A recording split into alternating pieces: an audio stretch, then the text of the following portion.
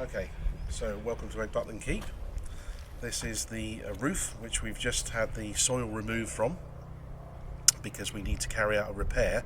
The keep has been very damp inside with water seeping down, and there's been a number of conversations with our engineers on how the drainage system on top of the keep worked. No one seemed to know. They thought there was underground pipes, possibly a French drain system.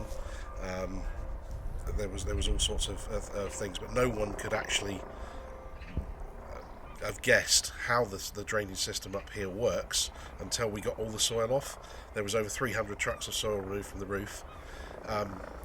We did it very carefully with an archaeologist monitoring us all the way. Unfortunately, we didn't find an awful lot of artefacts in it, because if you think about it, 1871, 1872, when the keep was built or finished, the threat from France had been removed, and therefore they were just finishing them off because they were no longer needed, but they had contracts, so they finished the works.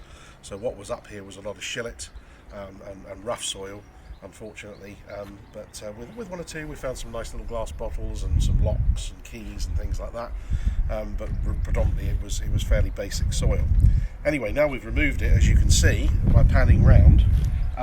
The Victorian Army engineers were pretty spectacular in the way they've designed this. The whole of the roof, so with the soil on it, the water would percolate down through the soil and then hit this asphalt layer and then be channeled to the centre point in the back there, where it would discharge into an attenuation tank and out the back of the keep. So it's actually incredible the way it works. And of course now we've uncovered it, and we can see exactly where the channels were, and those channels are now clear again. The actual drainage system on the roof is working and the keep's drying out. So it was a very worthwhile, very expensive unfortunately, but a very worthwhile exercise.